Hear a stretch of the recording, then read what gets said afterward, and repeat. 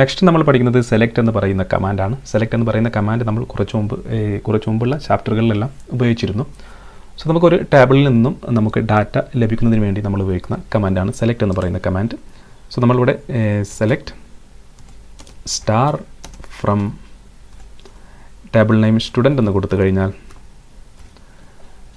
നമുക്ക് ആ ടേബിളിലുള്ള എല്ലാ ഡീറ്റെയിൽസും സ്റ്റുഡൻറ്റ് എന്ന് പറയുന്ന ടേബിളിലുള്ള മുഴുവൻ ഡീറ്റെയിൽസും മുഴുവൻ കോളവും നമുക്കിതുപോലെ ലഭിക്കുന്നതായിരിക്കും.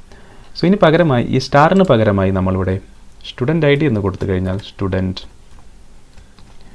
ID എന്ന് കൊടുത്ത് എക്സിക്യൂട്ട് ചെയ്ത് കഴിഞ്ഞാൽ നമുക്ക് ആ ടേബിളിലെ സ്റ്റുഡൻറ്റ് ID എന്ന് പറയുന്ന കോളം മാത്രമായിരിക്കും ലഭിക്കുന്നത്. അതുപോലെ സ്റ്റുഡൻറ്റ് ID, സ്റ്റുഡൻറ്റ് നെയിം എന്ന് കൊടുത്തു കഴിഞ്ഞാൽ സ്റ്റുഡൻറ്റ് നെയിം എന്ന് കൊടുത്ത് നമ്മൾ എക്സിക്യൂട്ട് ചെയ്ത് കഴിഞ്ഞാൽ നമുക്ക് സ്റ്റുഡൻറ്റ് IDയും സ്റ്റുഡൻറ്റ് നെയിമും ഇതുപോലെ ലഭിക്കുന്നതായിരിക്കും. സോ ഇത്തരത്തിൽ നമുക്ക് ഒരു ഡാറ്റ ഒരു ടേബിളിൽ നിന്ന് ലഭിക്കുന്നതിന് വേണ്ടി നമുക്ക് സെലക്ട് എന്ന് പറയുന്ന ഈ കമാൻഡ് ഉപയോഗിക്കാം. ഉദാഹരണമായി എനിക്ക് സ്റ്റുഡൻറ്റ് നെയിമും അവരുടെ പ്ലേസുമാണ് വേണ്ടതെങ്കിൽ സ്റ്റുഡൻറ്റ് നെയിം പ്ലേസ് എന്ന് കൊടുത്തു കഴിഞ്ഞാൽ ആ ഒരു ഡീറ്റെയിൽസും എനിക്ക് ലഭിക്കുന്നതായിരിക്കും. സോ അഖിൽ കണ്ണൂർ, സന്തോഷ് മലപ്പുറം, ഈ ഒരു രീതിയിൽ നമുക്ക് ലഭിക്കുന്നതായിരിക്കും. സോ ഇത്തരത്തിൽ നമുക്ക് സെലക്ട് എന്ന് പറയുന്ന കമാൻഡ് ഉപയോഗിക്കാം. സെലക്റ്റിൻ്റെ കൂടെ കുറച്ച് ക്ലോസ് കൂടി നമ്മൾ ചേർത്ത് കഴിഞ്ഞാൽ നമുക്ക് നമ്മുടെ ഡാറ്റ ഫിൽട്ടർ ചെയ്യാൻ സാധിക്കും. അതെങ്ങനെയാണ് നമുക്ക് അടുത്ത ചാപ്റ്ററിൽ നോക്കാം.